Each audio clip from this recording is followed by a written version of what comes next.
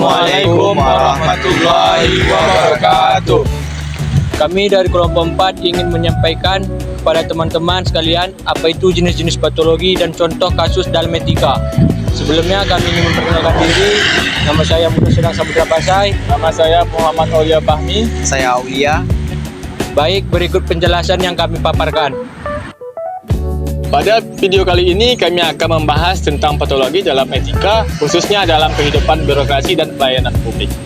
Dalam kehidupan sehari-hari, khususnya dalam dunia birokrasi dan pelayanan publik, kita sering mendengar istilah patologi etika. Patologi etika dapat diartikan sebagai bentuk penyimpangan atau penyakit dalam perilaku yang tidak sesuai dengan nilai-nilai moral dan norma yang berlaku. Dalam dunia kerja, terutama di sektor publik, perilaku ini bisa berdampak besar terhadap kepercayaan masyarakat.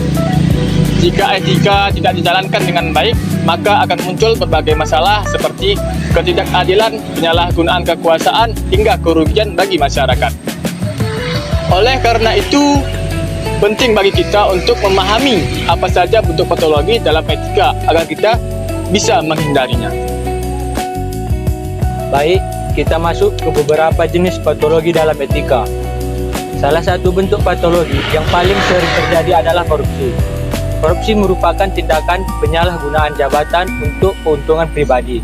Misalnya, seorang pegawai menerima suap agar mempercepat atau meloloskan suatu urusan. Tindakan ini jelas merugikan banyak pihak dan merusak kepercayaan masyarakat.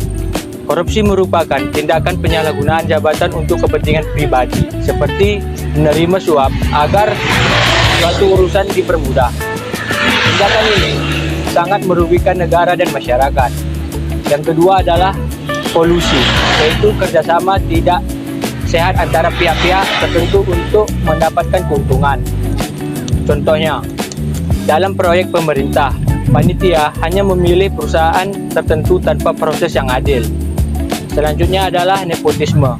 Nepotisme yaitu mengutamakan keluarga atau kerabat dalam mendapatkan jabatan. Misalnya, seorang pejabat mengangkat saudaranya tanpa melalui seleksi yang transparan. Selain itu, ada juga penyalahgunaan wewenang. Ini terjadi ketika seorang menggunakan kekuasaan tidak sesuai aturan, seperti atasan yang menyuruh bawahan untuk mengerjakan urusan pribadi. Selain yang sudah dijelaskan, ada juga bentuk patologi lain seperti diskriminasi. Diskriminasi adalah perilaku tidak adil terhadap orang lain. Misalnya, pelayanan lebih cepat hanya diberikan kepada orang tertentu. Kemudian tidak profesional, seperti datang terlambat, tidak disiplin atau bekerja tanpa tanggungjawab. Ada juga kurangnya transparansi, iaitu tidak terbukanya informasi dalam pelayanan. Hal ini sering membuka peluang terjadinya pelanggaran.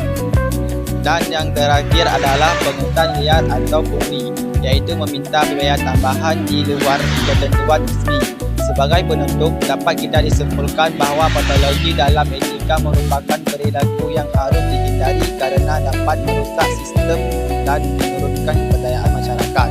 Oleh karena itu, kita sebagai generasi muda harus menjunjung tinggi nilai kejujuran, keadilan, dan profesionalisme dalam setiap tindakan.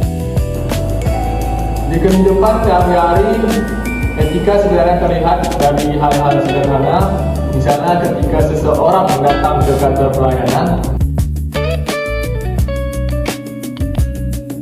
mengambil nomor antrian, lalu menunggu giliran. Petugas melayani sesuai aturan, menjelaskan prosedur dengan jelas dan semua orang diperlakukan sama. Itu gambaran perilaku yang baik. Ada keadilan, keterbukaan, dan rasa hormat terhadap hak orang lain. Tetapi kenyataannya situasi seperti itu tidak selalu terjadi. Kadang ada orang yang datang belakangan, tetapi justru dilayani lebih dulu.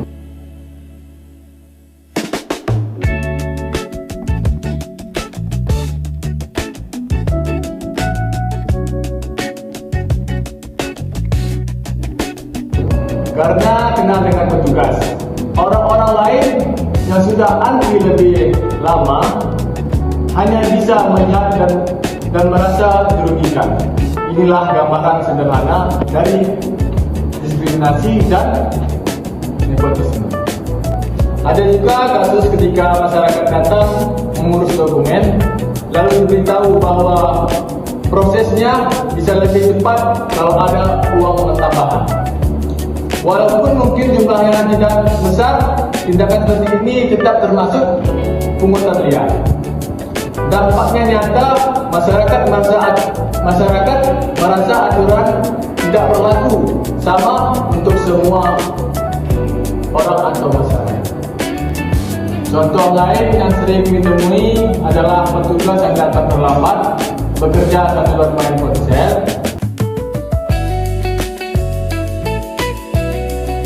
atau menjawab pertanyaan masyarakat dengan asal-asalan. Ini mungkin terlihat sepele, tetapi sebenarnya termasuk perilaku tidak profesional. Akibatnya pelayanan menjadi lambat, masyarakat kecewa, dan kepercayaan terhadap lembaga ikut menurun. Di sisi lain, ada juga gambaran yang baik. Misalnya, petugas tetap melayani dengan sopan walaupun sedang ramai.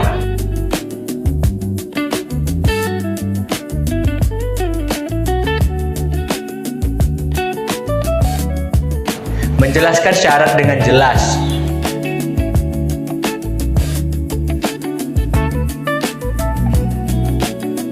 Dan menolak pemberian apapun di luar biaya resmi.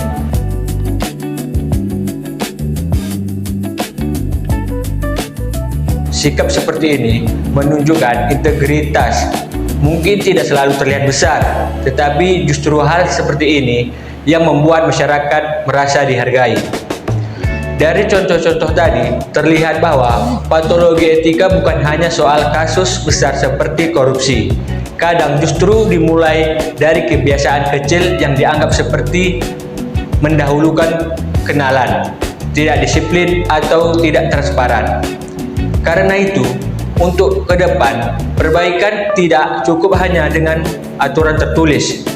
Yang paling penting adalah membangun kebiasaan yang benar, mulai dari disiplin, datang tepat waktu, melayani semua orang dengan adil, terbuka soal prosedur dan biaya, serta berani menolak hal-hal yang melanggar aturan.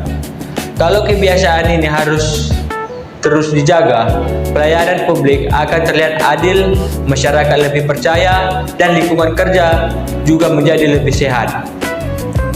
Baik, mungkin ini saja yang bisa kami sampaikan kepada teman-teman. Terima kasih telah menyimak. Semoga video ini bermanfaat. Jika ada yang kurang, kami mohon maaf. Wabillahi taufiq wal hidayah. Assalamualaikum warahmatullahi wabarakatuh. Waalaikumsalam. Santuni paring lakon dan aku toh yang makoro kabeh kudu bisa nyanyi bangsa sembrono saiki oleh ngetoro iki gue gede nang bocor ati lali turane dikantongi mangan dibagei kita iki bengi para-para